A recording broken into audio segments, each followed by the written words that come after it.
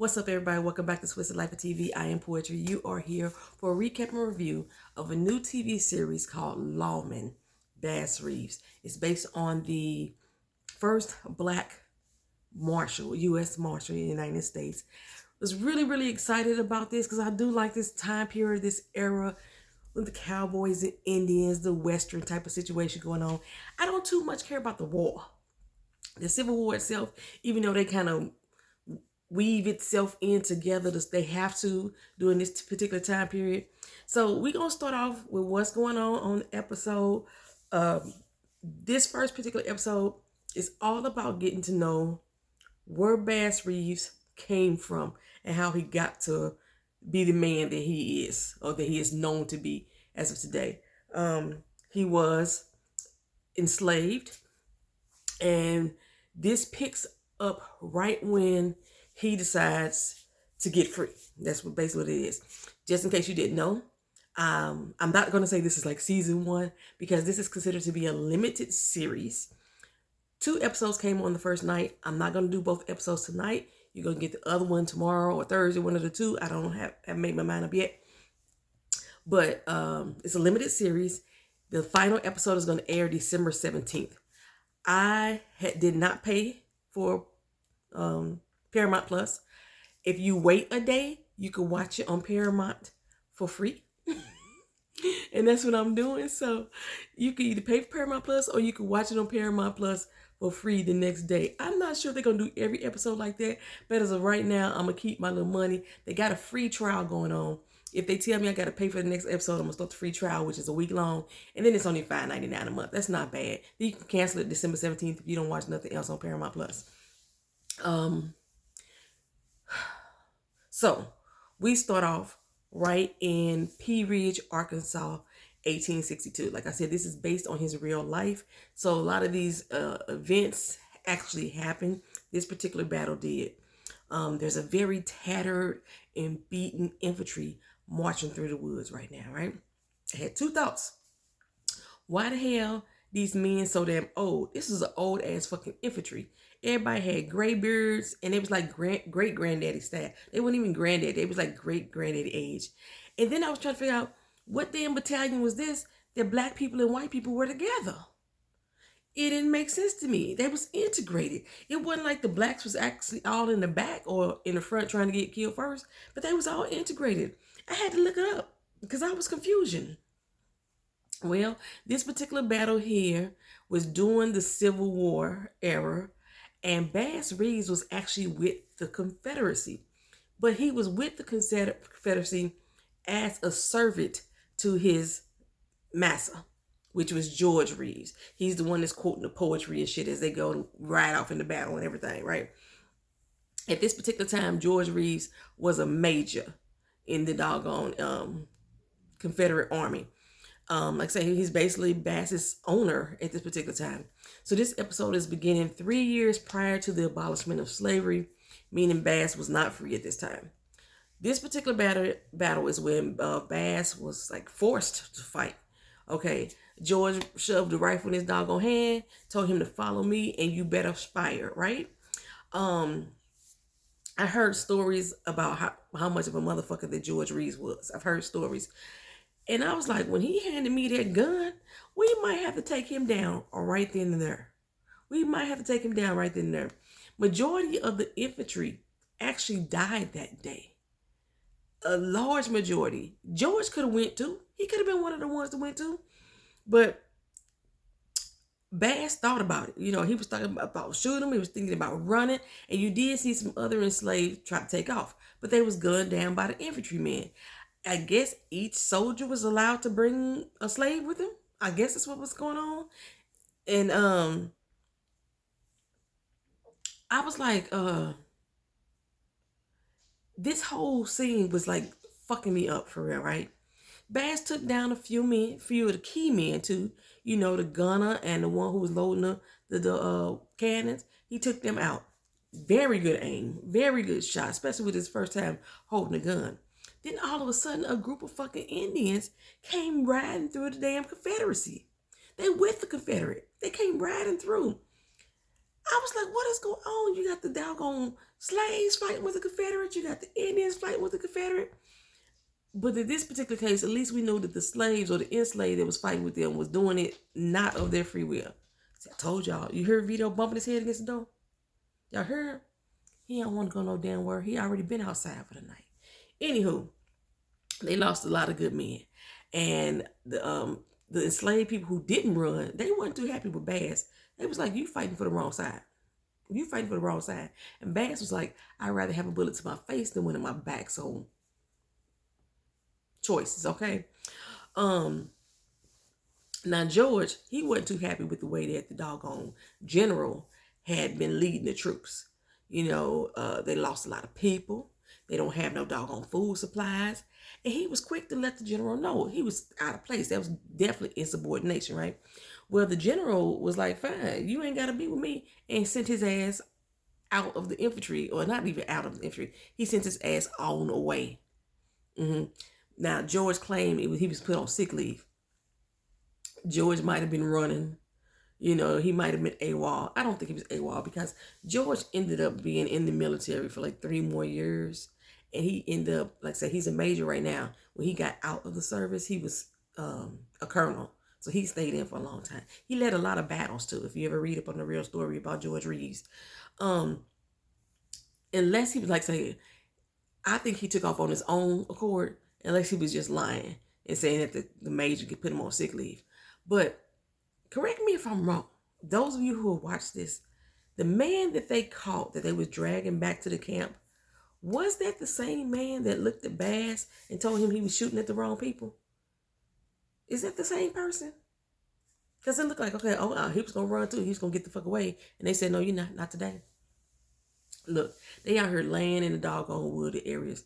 And George was about to pop off on Bass, right? Bass was getting up, he claimed, to go get the horses food. I thought the Bass had got too lax and too comfortable. It seems as if he was almost thinking that George was a friend. You know what I'm saying? He's something else. Bass was trying to catch him a little bit of shut eye. And he told him, I know you ain't trying to go to sleep while I'm awake. How dare you think you finna sleep before me? Okay, look, you better be glad that he didn't let your ass fall asleep and he was the one who was awake, because I'd have made your ass sleep permanently. That's what I would have had to do. Anyway, they get on home. Home was Grayson, Texas, which was about 2 hours away. Well, not 2 hours by car. They didn't even have cars back then. About 2 days ride away from where they were at. Okay. George's wife, she was gone. I figured she had left his ass or something, or she was off cheating in the next room. I don't know, but she wasn't there. And Bass, he went in to go check on his girl. Her name was Jenny. She in there sleep like a log. I don't think I could in those circumstances, because the stories that we've heard about the women being raped by the mass and all that and other, I'd have been keeping sleeping with one eye open, thinking somebody better walk their ass up in there. I know the war's still going on, but you never knew who was gonna come in there and try to take advantage of you. Okay, you never knew. So, but she slept like a log. He walked in, you heard the door slam, and she didn't budge, she didn't flinch, nothing. When she did wake up and see Bass, she wasn't even sure that was him. She was like, is it you? You know, reached out and touched to make sure to pinch yourself, girl. That's him. That was him. So he was saying to her that the war was over for him.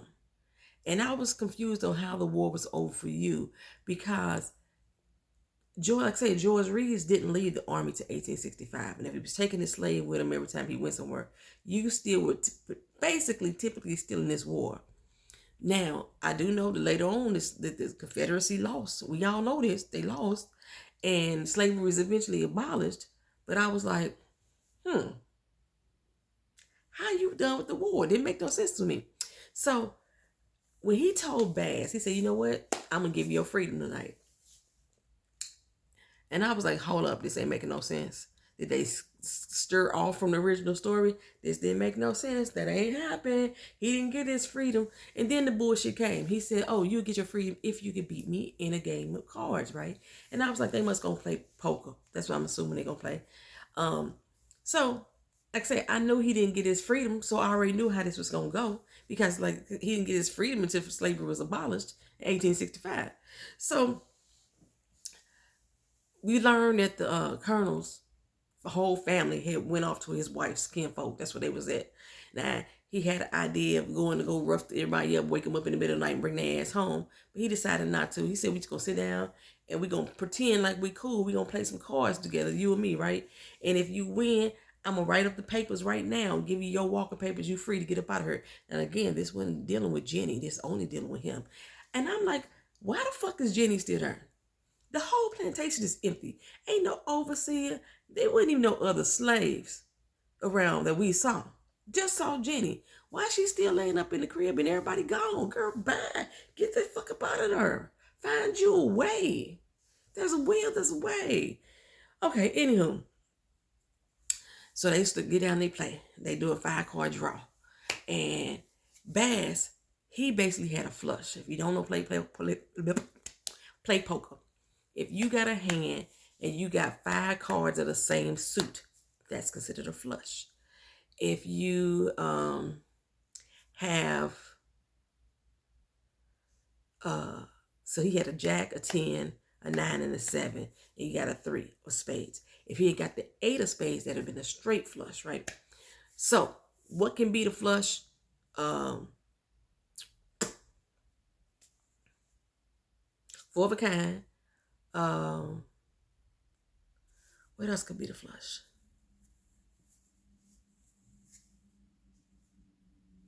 Full house. That could be the flush. Okay, I ain't finna teach y'all cards. Anyway, those could be the flush. So, from what George claimed he claimed he had 4 of a kind. Now, originally before Bass had threw out his card to draw another card, hoping to get that flush or what have you, or that straight flush, he had a queen, the queen of diamonds in his hand. Queen of hearts. I thought it was the queen of diamonds. He said it was the queen of hearts. And he put that card down. Now, the card he put down is no longer in play. But somehow, George ended up with that damn queen of hearts in his damn hand to give him the 4 of a kind. Bass was like, oh no, you cheated me. He was like, what you talking about? Yes, your lying sneaky ass did cheat him, you bitch. You cheated him, right? Bass was like, oh no, you cheated me. So, of course, George gonna try to talk down on him with some scripture talking about what he should do.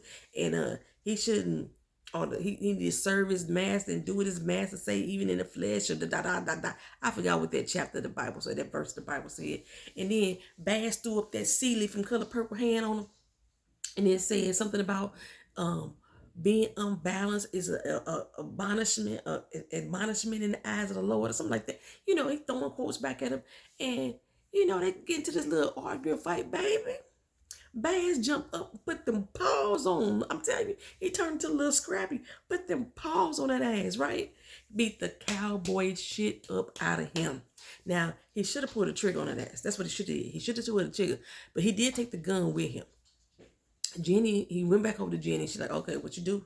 What you do? Because she see all the blood, his knuckles all beaten up and everything like that. And she said, look, you better run. Run, Forrest, run. You better run and don't look back, okay? The fact that her name is Jenny, and then I just made it run, Forrest, run comment. Yeah, anyway, don't look back, run. But I say it to myself. Jenny, go with him. That's what I'm saying. Because normally, in those days, at least the stories that we've heard, if in order to get back at the slave or the enslaved person that you want to get back at, you attack their fucking family. You just leave her out there helpless by herself. No, you come with me, Jenny. You come with me. That's what you should have did, right? I still get mad at 12 Years a Slave when Solomon left Lapita. I'm still mad about that to this day. Oh, and he never went back for Lapita. Never. Anyway, while he was on the run, he ran up on 3 white men on the road. Of course, they stopped him and told him to get up off the horse, like who you own, or stuff like that. Where you going? So he lied and said he was going to go pick up the master's wife. And one of the dudes did look kind of like, this motherfucker, that don't sound right to me. But he allowed Bass to get a hand on that gun, like we told you when we watched him on the battlefield. He was cold with that doggone rifle. Well, he cold with a handgun too. He said, pop, pop, ping, already, just real quick. real quick. Like, didn't even give him time to breathe, right? Pop, pop, ping, hop back on the horse and continue to ride. Now, I would have got their guns too, or at least their ammo. I'd have got their guns or their ammo or something like that. He made it all the way to the river. He said the Red River. I don't know where the Red River is at. Is the Red River the Mississippi? Hold on. Let me Google that. Look it up. Red River. Because they in Texas. What the fuck is the Red River? In Texas. He had to cross the Red River. The Red River is the second largest river basin in the southern Great Plains. It rises in two branches in the Texas Panhandle and flows eastward. It serves as a border between the states of Texas and Oklahoma. It forms a short border between Texas and Arkansas before entering Arkansas. I never knew that. The second largest river basin in the southern Great Plains. All right. Now I know. Learning is half the battle. I learn something new every day, right? So anyway, he made it to that river. It's dark 30 outside. It's the middle of the night. And that horse got up to that river and said, I know you fucking lying. I know you fucking lying. It's dark 30. We in Texas, down in the South. Okay. Wasn't he a black horse too? He said, no. It's snakes and gators in that water. I ain't going. I'm not going, right? Now, I don't know where these dogs came from, considering that the Reeves plantation was abandoned. It was barren. Nobody was there. Remember, everybody had left to go to Rachel's kinfolk's house. So where these dogs when 3 men on horse come from? It ain't 3 men he just shot because he done killed them dead, right? But, Bass had to slap that horse on the ass and send him on his way. Said, run free and risk it all. He hopped his ass in that damn river. I wasn't sure if he knew how to swim. I wasn't sure how deep the river was, but he made it, child. He made it. His feet was all bloody, all cut up, but he made it. Now he out here walking across this land, stepping on little sticker bushes and rocks and gravel, getting them all caught up in his foot and everything. He hungry as hell. He sees some doggone ravens feasting or vultures feasting on the damn rattlesnake. He ran up on them and took their last bit of meat. It's only a couple more bites of meat, but he took their last little bit of meat because he was that hungry. He wasn't drinking no water. The body only survived on 72 hours. When you're lacking water and getting dehydrated. So but he had to keep going. He didn't know where the fuck he was going, but he just know he had to go. Well, when he couldn't go no more, he passed the fuck out. He was found in the field, luckily, by this woman, okay? And she looked like a black woman to me. Turns out found out she was a black Seminole woman. She had a gun, that's always a good thing. And at first she asked him, was he Seminole? And he was like, no, I'm a runaway, right? Well, he ended up in Seminole Nation. That's where they ended up, right? And Seminole Nation is located in Oklahoma. It's not too far from the Shawnee Nation right now. And this, to give y'all some context, Seminole Nation and where he started at in Grayson County, Texas, in today's time, with paved roads and all the stuff that we got, it would take us 2 days by foot. So ain't no telling how long it took him on them unpaved grounds, going over those fields, getting all those sticker bushes in his foot and all that stuff like that. Ain't no telling how long it took him. But it's normally, right now, today in 2023, it would take us 2 days to walk there. Okay. Now, her name was Sarah, and she had a son named Curtis. She said they came from the Seminoles in Florida. They fought tooth and nail down there. They never were enslaved. They never had to live that life. But they did know. Does that sound right? She does know what war is, right? And her husband went to go fight in the white man's war and ended up dying. So I don't know if he was part of the ones who had ended up fighting with the Confederates. Does it look like they was forcing people to fight with them? Ain't no telling. Because, most of the Seminoles, and, I live in Seminole. I don't live in Seminole. Do I live in Seminole County? I don't. Okay, so, where I live at, okay, if I walk down the street a good 7-8 minutes, I'm in Seminole County. Okay, I can cross over and be in Seminole Nation. That's one reason why I like Florida, because of the rich history of the Native Americans. I can find out a lot about them. I haven't yet. I'm still learning, but you know what I'm saying? So, but the Seminole Nations, they were basically indigenous people to America Africans that came over here that were free already. Every African that came to America wasn't enslaved. There were free Africans. And then there was runaways, ones who had been enslaved. That's what made up the Seminole Nation. And the Seminole Nations, for the most part, were in Florida, here in the Orlando area, and in Oklahoma. So now Bass got a place to live, a place to call home. That's what Sarah told him. So it's 3 years now. 3 years later, Bass is out at the trading post with Curtis. They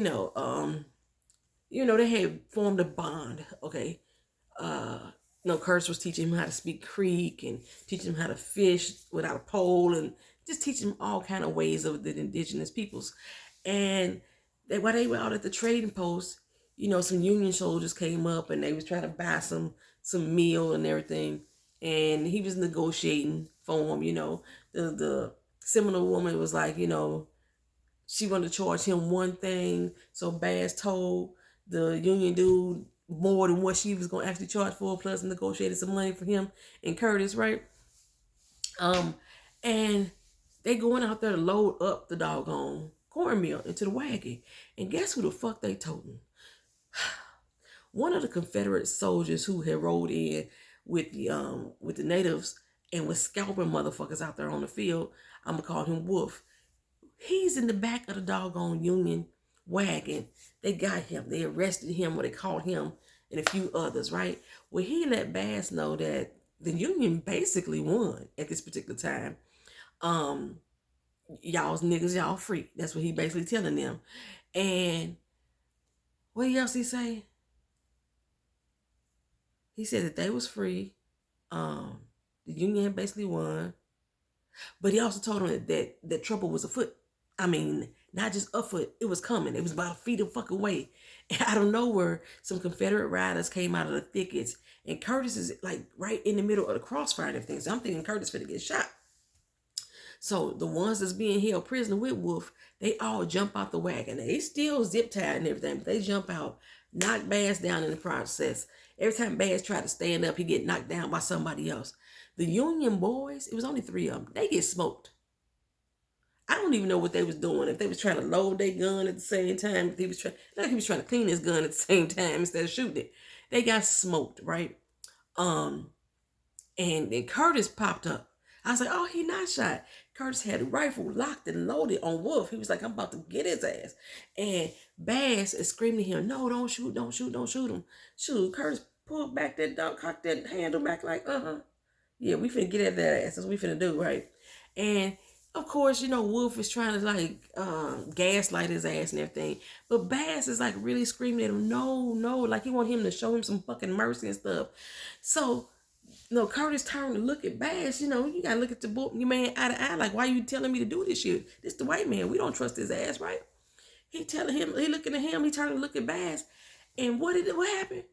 Wolf ass popped Curtis right in the, not really in the stomach, but in the abdomen, like in the diaphragm type area. I was like, Sarah, I'm not gonna be too happy about this. You're gonna have to go. You're gonna have to go. I didn't believe that he was gonna tell her the whole truth about what happened. And they were standing at the graveside and where they buried little Curtis at. And what she said to him about, it's time. She told me it's time for him to go, but she said, like, you got somebody you need to go find your love. You still got love in your heart or whatever. You still beating, you still breathe or whatever. I ain't got nobody left to love. So I don't think he really told her exactly what happened. But now she's like, I'm on my own. So he left her to fend for her damn self. He didn't say, Sarah, come go with me wherever I'm going to go. But he headed back down south now, finally to go back to the Reeves plantation. How he know where the Reeves plantation was located, I don't know. Especially since he was on the run. You was on the run, you was dehydrated, you was hungry. How you remember your travel destination? Anyway, he got back down to the plantation. It looked deserted as it did the day that him and George Reeves showed up there, the day of that damn battle at Pea Ridge. Only this time, Rachel was there. But again, she was the only one that was there. No other person is on this fucking plantation. Not an overseer, not a kid, not any other enslaved people. Even Jenny was gone this time. Where did she go? She relocated somehow to Fort Smith, Arkansas. Now, what threw me off here, that this was July of 1865. The Emancipation Proclamation had only went down earlier that year, and it would kind of like roll down to different cities and different states as far as like when people were actually told that you were free. Okay, we know that some parts of Texas, down in Galveston, they were supposed to have been the last ones to be told, like 2 years after it's supposed to happen. But I don't know, the way that they were the way that they saying this was like they was told then that they was all free, right? It's July now, and she in Fort Smith, Arkansas, they living a good life. They got their own homes. Just I was like, I'm confused, but that's is a era of time that I didn't have a full grasp on, because I think that's when Black Wall Street was around. Let me look that up. When Black Wall Street was around, because I don't know either. And black people were living good then. Black Wall Street. Black Wall Street was in Oklahoma too, right? Yep, Tulsa, Oklahoma. It said earlier than the 20th century. Give me the actual damn time frame. Oh no, Black Wall Street wasn't until 1921. This is way before then. Like, so the way that they was talking, the way that they looked down in this particular time, it's still 1865. It looked like they had already made advancements, like they would in the Roaring 20s, in the 1921. But that's just me. Okay, so he spots Sarah, in town or at home. She was folding clothes or whatever, and she got a little girl with her. I said, that's his baby. That's his baby. Of course, he got nervous, and he wouldn't go, tucked himself away. But she was walking down the street with the baby. I don't know where they were supposed to be going, but she was walking down the street with the baby. And he just happened to see her again. The baby like 3. She's a toddler, okay? And he step up like, oh, I hope your man treating you right. And she was like, what the heck you talking about? He said, yo, man, I hope he treating you good. And she was like, yeah, my man kind of stubborn. He come and go when he wants to, da-da-da-da. Basically saying that Bass is still her man. She had told that man that you mine forever. She had already told him that earlier. So that's what she meant, forever, ever. And she said, and say hi to your little baby girl. So the episode goes off, well, he living up in the crib with Jenny now, all happy and satisfied, and stirring up little Sally, that's the baby named Sally, playing with her and everything. And that's how the episode went off.